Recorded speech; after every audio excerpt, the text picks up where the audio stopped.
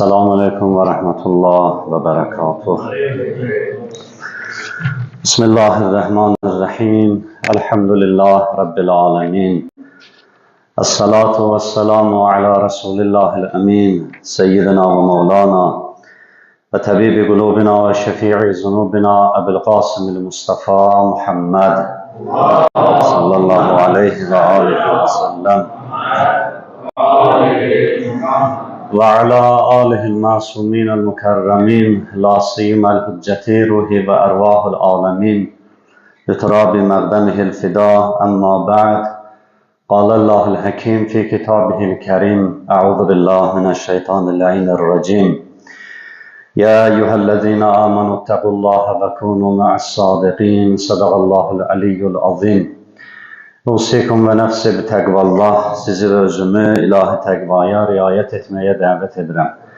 Allah-u Teala bizləri gizlin və aşkar, Allahdan qorxub, təqvalı olan kəslərdən qərar versin inşallah. Və fürsətdən istifadə edirəm, dünənki gün bayram münasibəti ilə, Qədirxum bayramı münasibəti ilə hər birimizi bir daha təbrik edirəm. Allah Teala bizləri və bizdən sonra gələn nəsillərimizi Həzrət Əmir-əl-Mömininin vilayətindən, məhəbbətindən və onunla dostluqdan ayrı salmasın və sabit qədəm etsin inşallah. Bugünkü cümə söhbətimiz Allahın insana bəxş elədiyi nemətlər və o nemətlərə baxış tərzi və nemətdən istifadə qaydası haqqında olacaq. Allahın bizə bəxş elədiyi nemətlərin necə qəbul edirik, necə yaşayırıq, onlara necə baxırıq. Bu baxış önəmli mövzulardan hesab olunur. İnsan ilahi nemətlərdən yaşadığı sürəcə dünya həyatında istifadə edir. Bu insanın labud və qaçılmaz ehtiyaclarındandır. Bəzən insan bu ehtiyacların içərisində itir batır və Allahın ona bəxş elədiyi nemətləri görməməzlikdən gəlir. İnsan bəzən Allahın ona verdiyi nemətləri adət halında işlədir. Adət halında işlətdikdə o nemətin nemət olduğunu unudur və fərqinə varmır. Məsələn, sağlamlıq, rahatçılıq, afiyət, ruzi və bir çox nemətləri ki, gündəlik ixtiyarımızdadır. Vücudumuzda olan əzalarımız, baxmağımız, eşitməyimiz, danışmağımız, bunların hər biri hər istifadədə bir nemətdir. Baxıramsa indi o neməti istifadə edirəm. Danışıramsa nitqindən istifadə edirəm. Dinləyirsiniz, eşitmək qabiliyyəti olan nemətindən istifadə edirik. Gələ bilmişiksə, bura girmişiksə məscidin içinə, vücudumuzun o enerjisi, gücü, imkan yaradıb, sağlamlığımız imkan yaradıb biz gəlib əyləşmişik. Otura bilirik. Bəzi insanlar var, otura bilmir. Gərək stolda, masada əyləşsin, məsələn, yerdə otura bilmir. Hər bir halda bütün nemətlərinə Allahın baxış tərzi mühümdür. İnsan bəzən nemətin çoxluğunu, insan bəzən nemətin adət halında yaşamasına səbəb olur ki, insan o nemətdən xəbərsiz olur. Qəflətə düşür. Bəlalar da belədir. Bəlalara Allahın insanın həyatına verdiyi o sıxıntılar, çətinliklər, problemlər, onlar da belədir. Onlara da baxış tərzi mühümdür. Bəzən, məsələn, bir bəla, bir sıxıntı insanın keçmişdəki günahının cəzasıdır, kəffarəsidir. Cəzasıdır ki, bu keçmişdəki günahlarını bağışlatsın, Allah istəyir bu bağışlasın, ona bir sıxıntı verir, bir çətinlik verir. Bəzən Allah bir bəla verir, o bəla içində bir sınaq var, imtihan var. Allah istəyir bunu uzatsın. Və bu mərhələdən keçid yeri bu sınaqdandır, sınaqdan keçməlidir. İnsan bu sınaqda bişməlidir, həyatın ağrısını, acısını çəkməlidir ki, növbəti şirinliyə, rahatçılığa çata bilsin. Bəzən də bir Allahın bəlası bir insan üçün nemətdir, maraqlı səslənir. Bir bəla bəzən nemətdir. Bəla nemətə çevrilə bilir. O insan üçün ki, qəflətdə idi, Allah ona bir bəla, bir çətinlik, bir sıxıntı verməklə onu qəflətdən xilas elədi, onu oyatdı. Bax, bəlaya baxış tərzini din bu cür tənzimləyir, nemətə baxış tərzi içində dinin göstərişləri var. Deyir ki, Allahın sənə verdiklərini Allahın sənə bəxş elədiyi nemətlərə birinci baxış bu olsun. Allahın lütfi hesab elə. Allahın lütfi hesab elə. Allahın mərhəməti hesab elə üzərində. Allah lütf eləyib bunu mənə verib. Düzdür, biz insan olaraq yaşayırıq və bu yaşadığımız müddətdə də biz Allahın bizim həyatımız üçün lazım olan hava, su, qida, yəni başqa nemətlərindən istifadə edirik. Bu təbiidir. Belə düşünülməsin ki, mən varamsa Allah bunu eləməlidir. Allahı borclu çıxarmış kimi yaşamayaq. Allahı borclu çıxarmış kimi yaşamayaq. Allahdan istədim, verdi, elə özü deyib, dua elə, istəyim, verim, ona görə də verir. Belə də deyir. Bu, fərqli bir yanaşmadır. Allah deyir, sənə verdiyim hər bir şeyi məndən lütf bil, lütfkarlığım bil. Məsələn, nümunəsi Quran-ı Kərimdə Həzrəti Süleyman əleyhissalamın həyatında. Həzrəti Süleyman əleyhissalam Allahdan bir mülk və səltənət istəmişdi, bir padşahlıq istəmişdi ki, dedi, onu məndən sonra heç kəsə verməyəsən. Allah da Həzrəti Süleyman'a onu bəxş elədi. Həzrəti Süleyman gəldi, o dərəcəyə yetişdi, hər şey xidmətində, bütün varlıq aləmi Həzrəti Süleyman ona, Həzrəti Süleymana itaətdə, əmrində, tabiçiliyində. İndi bir nəfər gəldi, Süleymanı istəyir, sınasın, görsün Süleyman bu nemətlərə necə baxır. Süleymanın baxışında bu qüdrət nə anlamdadır? Ola bilər insan bəzən qüdrətə çatır. Bir müddət, məsələn, imkan, vəzifə falan bu kimi şeylər əlində olduğu müddətdə özünü qüdrətli bilir. Qüdrətli biləndə özünü ehtiyatsız bilir. Sanki Allahla yarışa girmiş hesab edir özünü. Elə bilir ki, bu hər şey eləyə bilirsə pulu ilə, bunun Allaha bağlılığı yoxdur. Allahdan asılılığı yoxdur. Bu qürur insanın içərisində yarana bilər. Bir Həzrət Süleymandan soruşdular ki, bu nemətlər ki, ixtiyarında qoyulub, bunları necə əldə elədin? Deyir, cavab verdi, Haza min fəzli Rəbbi. Bu mənim Rəbbimin lütfüdür. Demədi, mən istəmişdim, verdi. Demədi, elə Peyğəmbərəm, elə mənə yaraşan budur, mənə layiq olan budur, Allah da verib. Demədi, elə mənə bu lazım idi, bu həyatı yaşamaq. Demədi, bir canlıyam, bu canlıya lazım olan bütün nemətləri Allah mənə verdi. Dedi, Haza min fəzli Rəbbi. Allahın bir lütfüdür. Bax, insan Allahın neməti ilə rastlaşanda birinci sözü bu olsun. Bu Allahın mənə bir lütfüdür. Allahın mərhəməti sayəsində bu mənə çatıb. İnsan özünü nemətə layiq bilməsin. Rəbbim lütf eləyib mənə layiq görüb verib. Bu iki cümlə arasında böyük baxış fərqi var. Yəni insan mənim olmalıydı, mənim oldu deyə baxsa, mənim belə deyək də ehtiyacım idi və mənə düşən idi, bu payı mənim idi, mənə çatan hissə idi deyə baxsa, burada biraz dikbaşlıq var, təkəbbürlülük var. Ona görə Allah bütün nemətlərinin qarşısında şükrü namazda qərar verir. Maraqlıdır. Niyə namazda? Bütün nemətləri insan istəsə şükrün tamamlasın, namaz qılsa kifayət edir. Niyə namaz nemətin şükrüdür? Çünki namazda təvazukarlıq var. Özünü kiçiltmə var. Özünü alçaltma var Allah huzurunda. Səcdəyə gedərək Allahın ona verdikləri ilə öyünmür, Allahın qarşısında özünü xar bilir, zəlil bilir və o xar bilməsi ilə nemətin təşəkkürüdür. Xar bilməsi, özünü Allahdan hər zaman asılı bilməsi nemətin təşəkkürüdür.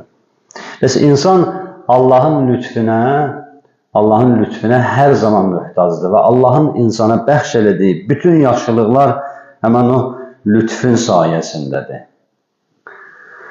İnsan bu lütfkarlığı görməlidir və lütfkarlığı gördükdə təşəkkür eləməlidir. Təşəkkürü də acizanə şəkildə eləməlidir. Təşəkkür təvazukarlığın içində səmimiyyətli olur. Təvazukarlıqdan kənar təşəkkürlərin heç biri səmimidir. İçində qürur olan, təkəbbür olan, təşəkkürün bir adam birinə çox sağ ol deyir, adamlar çox sağ ol deyir, elə məsələn aqressiya ilə deyir, elə dik başlıqla deyir. Baxırsan, görürsən ki, o qarşı tərəfə də ləzzət eləmir, xoşuna gəlmir.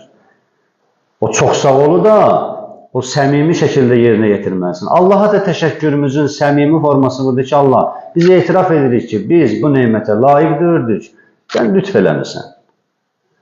Biz buna layiq deyildik, layiq olmadığımız halda lütf eləmirsən. Ona görə biz sənə təşəkkürü nə qədər çox eləsək, yenə biz sənə borcda qalacaq. Haza min fəzli Rəbbi, Süleyman kimi olasan. Süleyman kimi olasan və Allah'a hər zaman təşəkkür eləyəsən. Allahın lütfkarlığını unutmayasan. Allah'ı borclu hesab eləməyəsən. İkinci nemətə baxış tərzi, necə bəla bəzən nemətə çevrilir. Bir bəladır, bir insan üçün nemət olur. Onu qəflətdən ayrılır. Adamlar həyatında elə bir hadisə baş verib, bir dönüş nöqtəsi olub. Ondan sonra hidayət olub. İşin bu tərəfi ağrı acıdır, hadisədir, çətinlikdir, məsələn xəstəlikdir. Amma işin bu tərəfi hidayətdir, bu nemətdir. Necə bəla nemət olur, bəzən nemət də bəla olur. Bəzi adamın əlində nemət var, amma əslində bəladır. Necə bu biri tərəfdən görsənə bilmirdi onun nemət olmağı, o bəlanın ağrı acısı başını qatmışdı. Burada da nemətin şirinliyi o bəla tərəfin gizlədir. İnsan nemətə məst olur. Quran-ı Kərim Ən'am surəsi 44-cü ayda buyurur ki, fələmma nəsu. Yəni Allah deyir ki, mən bəzilərinə malı, pulu, dövləti ona görə vermişəm ki, onlara bəla vermişəm. Fələmma nəsu ma zukkiru bihi. Elə ki, onlara xatırlatdığımızı unutduqları zaman, yəni onlara xatırlatmışdıq ki, cənnət var, cəhənnəm var, haqq var, hesab var, kitab var, mizan var, bir gün diriləcəksiniz, Allah huzurunda hazır olacaqsınız. Bunları eləməyin, bunları eləməyin, bunları eləyin, bunlar sizə vacibdir, bunlar sizə haramdır. Və bütün bunlar Allah bir toplumun taleyindən danışır. Buyurur ki, biz onlara xatırlatdığımızı unutduqlarına görə fətəhna əleyhim əvvabə kulli şeyin. Onlar üçün hər bir şeyin qapısını açdıq. Bütün yaxşılıqların, bütün xeyrin, bütün nemətin qapısını açdıq. Hətta izə fərihu biha. O qədər neməti tökdük bunların başından ki, bunlar nemətlərimizə sevindilər, şad oldular. Nemətə məst oldular. Utu əxəzna bəğtətən və bir gün onları qəflətən yaxaladıq. Fəizahum mublisun.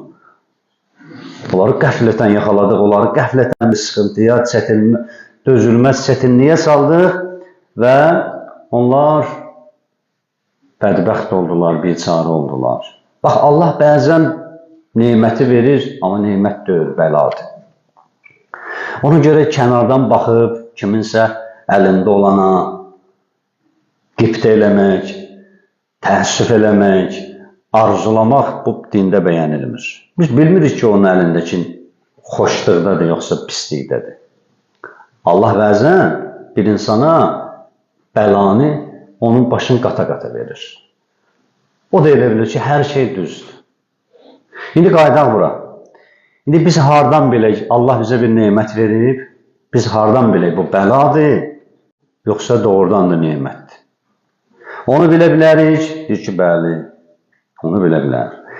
İnsan baxsın, əgər o nemət, əldə elədiyi nemət, onun bağlandığı və arzuladığı və ondan heç vaxt ayrılmaq istəmədiyi bir şeydirsə, onu itirməmək üçün hər şey eləyərsə, onu qazanmaq üçün hər şey eləyə bilərdirsə, onu əldə eləyə bilmək üçün hər şeyindən keçə bilərdirsə, onu itirməmək üçün hər şeyindən keçə bilərdirsə və ona bağlılığı şiddətli həddədirsə, o olmazsa mən olmaram deyib yaşayırsa, o bəladır.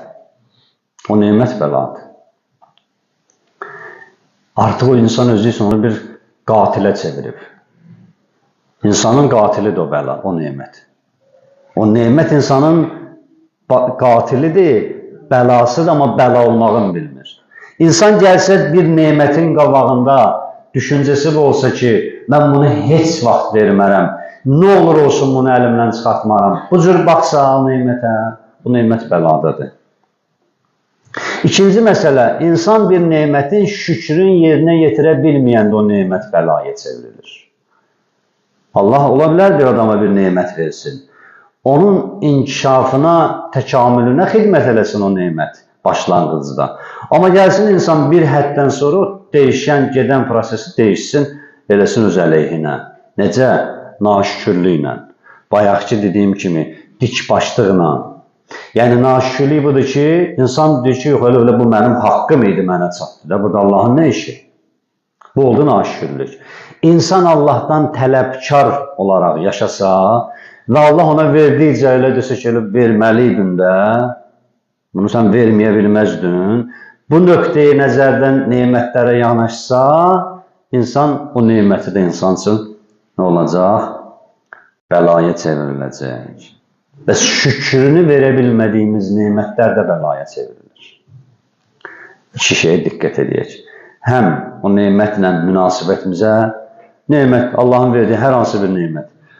Necə özümüz gedərik, necə özümüz qonağıq, Allahın bütün nemətləri də yanımızda qonaq qismindedir. Heç birinin həqiqi sahibi deyirik. Heç əynimizdəki giydiyimiz paltardan, evimizə, işimizə, maşınımıza qədər hamısı müvəqqətidir, ixtiyarımıza qoyulub. Otur burada bir kirayə kimi, qal, amma sənin deyir ha. İndi bu kirayə sözünü hamı rahat başa düşür də. Dünya üçün deyirlər ki, dünya kirayədir. Necə kirayə oturan, kirayə nəşin deyirlər də, necə kirayədə qalan, heç vaxt oranın sayğacına deyə bilməz mənim, qapısına deyə bilməz mənim, pəncərəsinə deyə bilməz mənim, lüstrünə deyə bilməz mənim. Qalar, o ləzzətlərdən istifadə eləyər, rahatçılığını təmin eləyər. Amma heç birinin əlini üstünə qoyub deyə bilməz mənim. Mən burada 300 manat, 500 manat vermişəm bir ay qala bilmək üçün. Burada yaşaya bilmək üçün. Bunların heç biri mənə aidiyyəti yoxdur. Müqaviləm bitdi, müddət tamamlandı, bir aylıq. Mən buradan çıxıb gedəcəyəm. Elə ki, mən buradan gedəcəyəm, nə lüstrünü apara biləcəm, nə qapısını apara biləcəm, nə sobasını apara biləcəm, nə kondisionerini apara biləcəm. Heç qapının ağzında bir cüt başmaq qoyublar, məsələn, mətbəxə falana keçib gəlmək üçün, o da mənimdir. Vaxtı dünyaya belə baxsın, Allahın ona verdiyi nemətlərə belə baxsın. Belə baxan surətdə insan nə qazanır? İndi deyərsi, yaxşı, bu ikisi, biri deyir mənim, biri deyir ki, yox, müvəqqətidir mənim. Nə qazanır? Bu şəxs qazancı budur ki, bunları sabahları köç elədiyi vaxt rahat tərk eləyib gedə biləcək. Dünyadan ölümün asanlığını o kəs yaşayır ki, bağlılığı azdır. Dünyada xəstə yatıb, xərçəng xəstəsidir, gecə yatıb, səhər durmayıb, suda boğulub, yanıb. Bunlar ölümün ağırlığıdır. Çox adam buna baxır, deyir ki, filan kəs nə çətin öldü. Çətin ölüm bilirsiniz nədir? O dünyaya bağlanıb, hər şey mənimdir, mənimdir deyib yaşayan adam var ha. Onun ölümü qədər çətin ölüm yoxdur. O yanmaqdan da, boğulmaqdan da, tikə-tikə doğranmaqdan da pisdir. Misalı belədir. Deyir, bir yerə, məsələn, tutulmusan, yıxılmamaq üçün tutmusan əlvi. İndi orada bir barmağından tutsun, səni itələsələr, yıxılsa ayağın büdürəsə, bir barmağın dartınacaq, bir barmağın inciyəcək. 2 barmağından tutsun, 2 barmağın inciyəcək. 5 barmağından tutsun, 5 barmağını inciyəcək. 2 əllə tutsun, 2 əlini incidəcək. Dünyadan gediş də belədir. Nə qədər bağlılıqlar çoxdur, ağrısı o qədər çoxdur. Bağlılığını az eləyən, yüngül eləyən, əleyhissalam buyurur ki, tuxəffəfu tulhəqu. Yüngülləşin ki, tez satasız. Bağlılıq yükdür. Ölüm zamanı ən böyük həsrət bağlılığı çox olan adamdır. Niyə? Biz bilmirik, orada görmürük. Biz o şeylərdən xəbərsizik. Biz zahiri bir forma görürük. Uzanıb bir nəfər xırıldayır, nəfəs alır, verir, gözləyirik ki, bu son nəfəsini versin, gözünü bağlayaq, çənəsini bağlayaq, başlayaq dəfn işlərini. Amma biz bilmirik o hər tel ürəyində dünya bağlılığı, uşaq sevgisi, maşın sevgisi, vəzifə sevgisi, ev sevgisi, onlardan bir-bir bunu qopardırlar. Bu necə ağrı çəkir? Necə əzab çəkir? Biz onu görmürük. Tuxaffafutul haqu. Yükünüzü de yüngül eləyin, tez satasınız. Səfərdəsən, səfərdə ağıllı insan yükü yüngül olan insandır. Kürəyinə elə onu yığım, bunu yığım, onu yığım. Yox bu qaldı, bu qaldı, bu qaldı. Bədbaxt gedirsən, onsuz da sən. Bunlar heç birinin hamısını bir-bir kürəyindən dartacaqlar, qopardacaqlar. Hər dartanda ağrı verəcək sənə. Odur ki, indidən işi bil. İndidən işi bil ki, bunlar sənlikdir. Sən heç birini apara bilməyəcəksən. Dünyanla belə istifadə elə. Xidmətindədir. Bura möhür qoyulub, namazı qıl, çıx get. Bugün namazda mənə lazım idi, istifadə elədim. Məsələ bitdi. Daha bunu mən saxlayayım ki, 50 ildən sonra da namaz qılacağım, filan yerə gedərəm birdən, möhür olmaz. Qoy bundan belə möhkəm sarılım da, bunsuz mən, bu bədbəxtlikdir. Din buna deyir ki, əgər adam neymətə belə baxsa, olmasa olmaram desə, bunsuz yaşaya bilmərəm desə, o neymət onun üçün bəladır.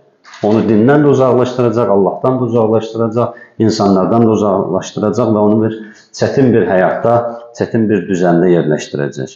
Ona görə Quran-ı Kərim buyurur, İnnəmə əmvalukum və əvladukum fitnə. Bəziləriniz üçün mallarınız da, evladlarınız da imtihandır. Yəni Allah deyir ki, həm malınla səni bəlaya verə bilərəm, həm evladınla sənə bəla verə bilərəm. Ələm tərə illəl-ləzinə bəddəlu nimətəllahi kufra. Görmədinmi o kəsləri ki, Allahın onlara verdiyi neyməti küfrə çevirdilər. Allahın verdiyi neyməti necə küfrə çevirmək olar? Bax, bu mövzularda insan neymətə naşükürlük eləsə, neymətə həddindən artıq bağlansa, o neymət olacaq küfür.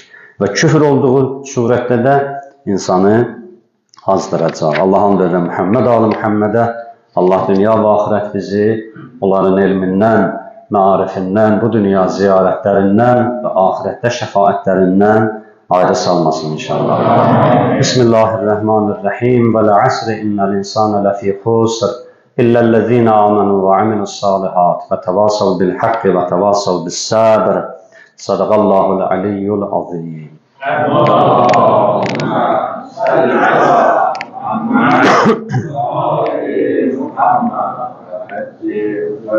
Peygamber Zahri Bekir'in tüm zamanla salavat edilir. Allahümme salli ala Muhammed Bismillahirrahmanirrahim. Elhamdülillah Rabbil alemin. Esselatu vesselamu ala Resulillahil amin. Seyyidina ve Mevlana Ebil Qasimil Mustafa Muhammed sallallahu aleyhi ve alihi ve sellem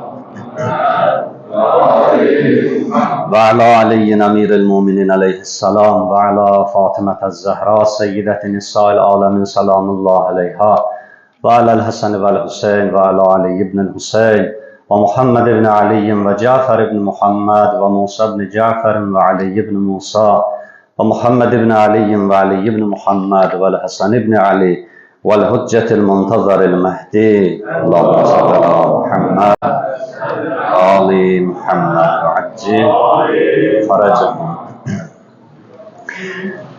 Usikum ve nefsi bi tekvallah ya ibadallah. Sizi ve özümü ilahi tekvaya riayet etmeye davet ederim. Allah-u Teala bizleri gizlin ve aşkar Allah'ın nimetlerinden düzgün istifade edip Allah'a təqvalı olan kəslərdən qərar versin inşallah. Allahın neymətləri deyəndə sözümü yekunlaşdırıram və sonra namaza başlayaq inşallah. Allahın neymətləri iki hissədədir. Həm gözlə gördüyümüz neymətlər var. Allahın bizə bəxş etdiyi gözlə görmədiyimiz neymətlər var. Quran hər ikisi üçün buyurur ki, İn təuddu nimətəllahi fəla tuhsuha. Allah neymətlərin saysaz, sayıb bitirə bilməzsiniz. Hədislər deyir ki, dəryalar mürəkkəb ola, məşələrin ağacları qələm ola, onu ovasan için, o dəryadakı suları mürəkkəbə çevrilmiş suları tökəsən ora, yazasan, yazıb bitirə bilməzsən. Bu qədər çoxdur. Yəni sözün həqiqi mənasında çoxdur, şişirdilmişdir. Saysa insan bitirə bilməz. O nemətlərin hamısının şükrü var.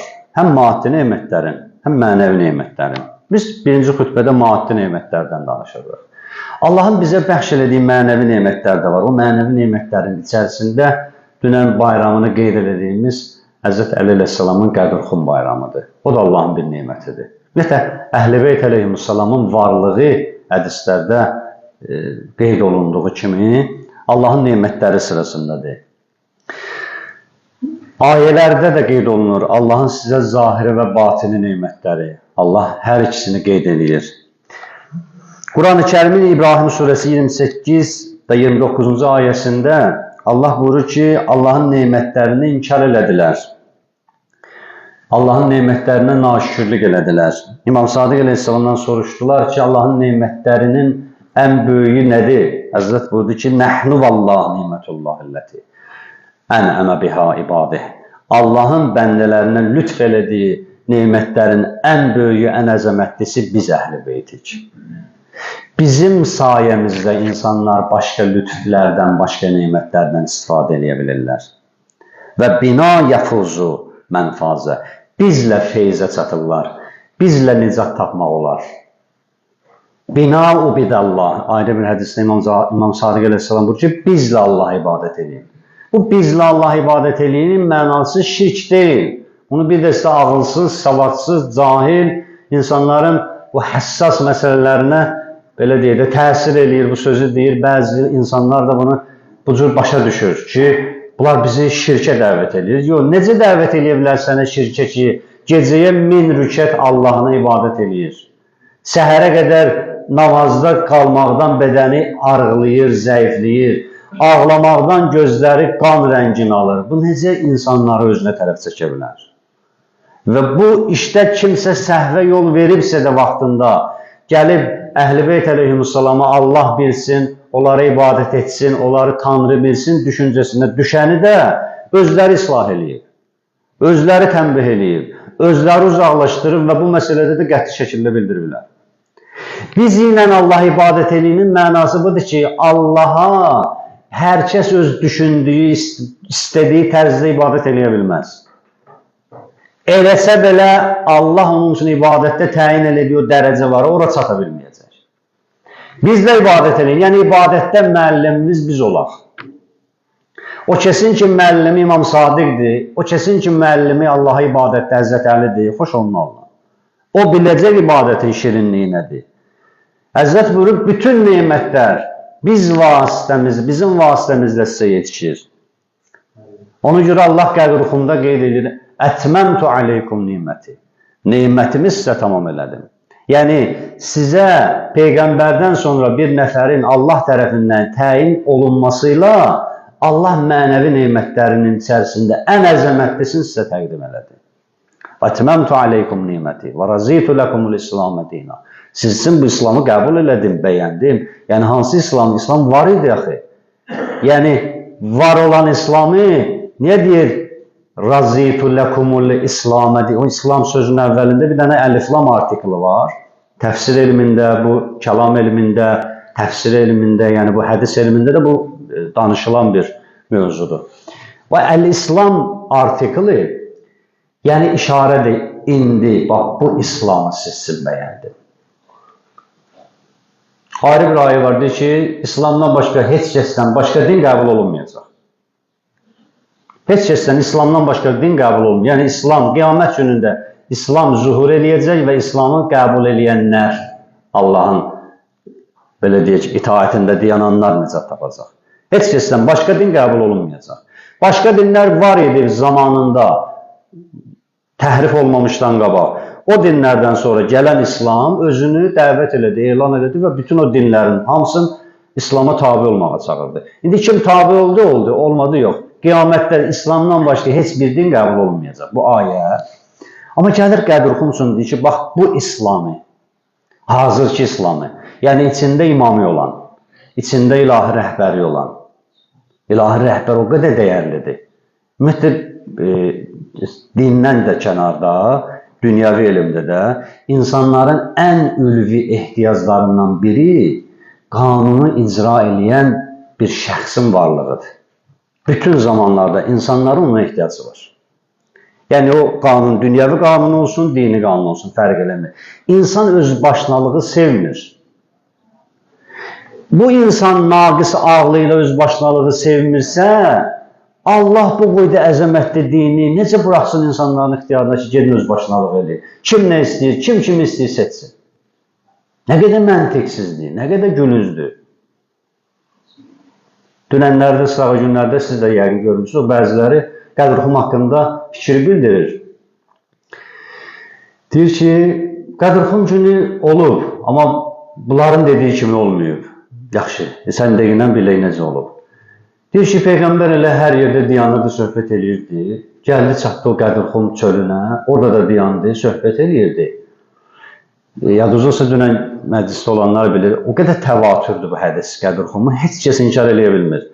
Nə orada baş verən sözləri təhrif eləyə bilirlər. Yəni, oradakı xütbənin mətnini. Nə zamanı təhrif eləyə bilirlər. Deyir ki, o hadisənin özünü. Qəbul eləyir. Deyir, hə, olur. Peyğəmbər orada dayanıb. Bir də isə Mədinəlilər də dayanmışdı. Həzrət Əli ilə aralarında biraz söhbətləri var idi. Peyğəmbər söhbət uzanmasın deyə dedi, Əli mənim dostumdur. Mən kimin dostuyamsa, Əli də mənim dostumdur. Məsələ bitdi. Görürsünüz, yəni çünki qaçış yeri yox, inkar eləyə bilmir. İnkar eləyə deyə bilməz bu hadisə baş verməyib. Hadisə baş verib. Amma hadisənin məqsədini təhrif eləyir. Hadisənin məramını təhrif eləməyə cəhd edir. Ki, təbii ki, o da kənardan öz gülüş obyektinə çevrilir. Yəni, nəticə nədir? Nəticə budur ki, Allahın insanlara təyin elədiyi ilahi hüccət, insanların hər vaxt ali ehtiyaclarından biridir ki, bir rəhbəri olsun, bir başçısı olsun. Və insan başsız heç bir cəmiyyəti Allah qəbul eləmir. Başsız heç bir cəmiyyət müvəffəq ola bilməz. Bir hədisdə İmam Sadiq əleyhissalam deyir ki, Allah bəzən razıdır ki, bir başçı zalim olsun, amma başçı olsun o cəmiyyətdə. Niyə? Çünki hərci-mərcilik olmasın. O zalim olmuş olsa da belə, ən azından öz maraqlarına görə sabitliyi bərpa edəcək. İmam Sadiq əleyhissalam deyir ki, zalim hakimin olmağı hərci-mərcilikdən də yaxşıdır. Gör, asayiş insanların o rəhbəri olan ehtiyacı, əmniyyəti olan ehtiyacı nə qədər əzəmətlidir. Həzrət ki, Allah bəzən buna da razı ola bilir ki, evi yox. Qoy asayiş olsun. Asayiş varsa rahatçılıq var, rahatçılıq varsa din var, əqidə var, düşüncə var, islahat var.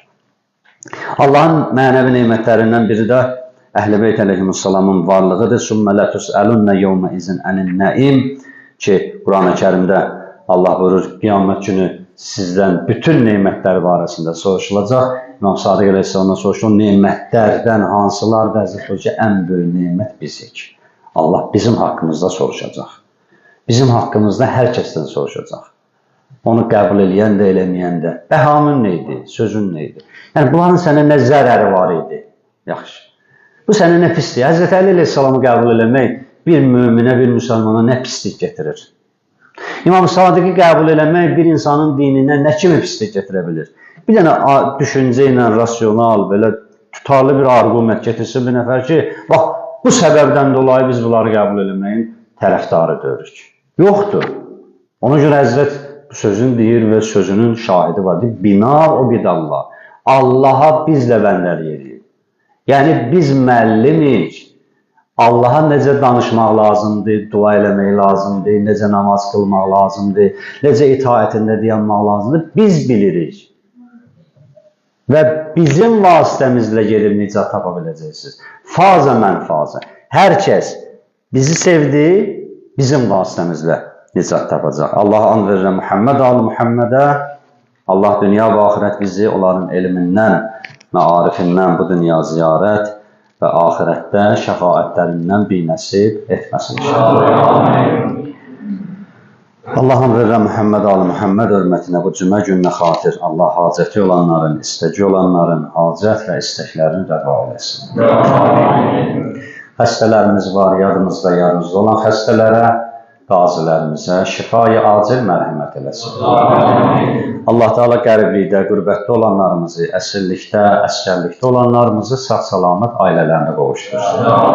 Allah bizi dininə, xalqına, millətinə, ailəsinə xidmət edənlərin yaxşılarından qərar versin.